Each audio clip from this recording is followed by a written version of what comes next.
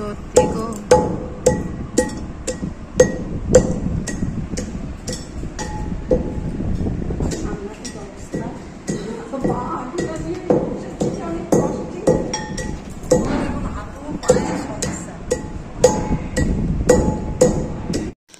নমস্কার বন্ধুরা, আমি পাপিয়া আচার্যি, পাপিয়াস ডেইলি লাইফ থেকে।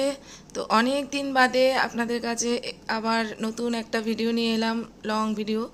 তো আপনারা সবাই কেমন আছেন? আমি খুব ভালো আছি, আশা করি আপনারাও সবাই খুব ভালো আছেন।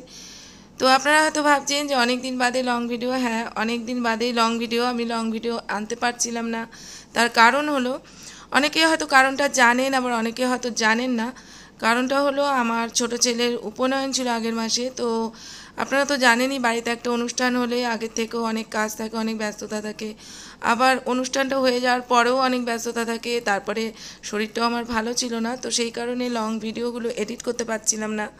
তো সেই কারণে লং ভিডিওগুলো আমি আনতে পারছিলাম না, কিন্তু ভিডিওগুলো না আনলেও ভালো লাগছিল না, কারণ সমস্ত ভিডিও আমি করে রেখেছিলাম কিন্তু আনতে পারছিলাম না। তো সেই কারণে এখন একটু যেহেতু ভালো আছি এবং টাইম আছে, তো ভাবলাম ভিডিওগুলো আপনাদের কাছে নিয়ে আসি, কারণ আপনাদের সাথে আমি সব কিছু শেয়ার করি, তো এটাও আমি শেয়ার করব। আর আমার ছোটো ছেলের উপনয়ন, এটা আমার কাছে অনেক বড় ব্যাপার ছিল। তো যাই হোক, এটা ছিল আমার ছোটো ছেলের উপনয়নের আগের দিন। আপনারা হয়তো অনেকেই জানেন যে আমাদের উপনয়ন মানে পৈতে মানে হচ্ছে একটা বিয়ের মতোই, মানে বউ ছাড়া বিয়ে। তো সব কিছুই করতে হয় এই উপনয়নে, সব কিছুই বিয়ের মতোই নিয়ম। তো বিয়ের মতো যেমন আগের দিন হলুদ কোটা করতে হয়, সেরকম পৈতেতেও আগের দিন হলুদ কোটা করতে হয়। তো আগের দিন আমাদের বাড়িতে হলুদ কোটার আয়োজন করা হয়েছিল, এবং আমার বড় যা মানে দিদিভাই এসেছিলো, এবং আমাদের যে প্রতিবেশীরা, মানে প্রতিবেশী বৌদিরা যারা ছিলেন, তারা সবাই এসেছিলেন আমাদের বাড়িতে আমার সঙ্গে হলুদ কোটায় যোগদান করতে।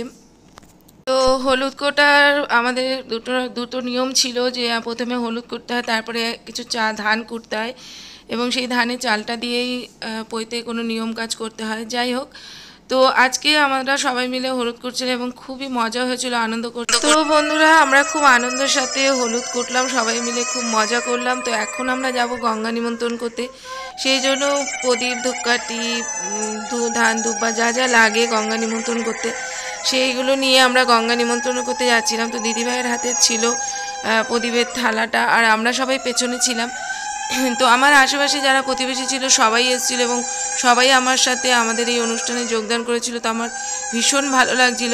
আর আপনারা তো সবাই জানেন যে আমার বাড়িতেই পুকুর আছে, সেই কারণে আমার দূরে কোথাও যেতে হয়নি। আর আমার আগের অনেক ভিডিওতেও আমি আমার বাড়ির পুকুর আপনাদের দেখিয়েছি। তো গঙ্গা নিমন্ত্রণ করতে যেতে হয়, কারণ পরের দিন যাতে আমি মা গঙ্গা থেকে স্নানের জলটা আনতে পারি, সেই কারণেই গঙ্গা নিমন্ত্রণ করতে যেতে হয়। তো পৈতের সময় অনেক নিয়ম থাকে। আমার বড় ছেলের পৈতের সময় আমার শাশুড়ি মা ছিলেন, আমার নিজের মা ছিলেন, কিন্তু আমার ছোট ছেলের পৈতের সময় আমার শাশুড়ি মাও নেই এবং আর নিজের মাও নেই। তো যতটুকু আমরা পেরেছি নিয়ম কাজ ততটুকু করেছি। যদি কোনো ভুল ত্রুটি হয়ে থাকে আপনারা আমাকে অবশ্যই জানাবেন। তো আমরা এখন পুকুর ঘাটে যাচ্ছি।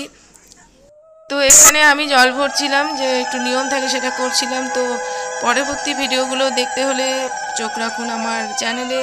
Tata, bye bye.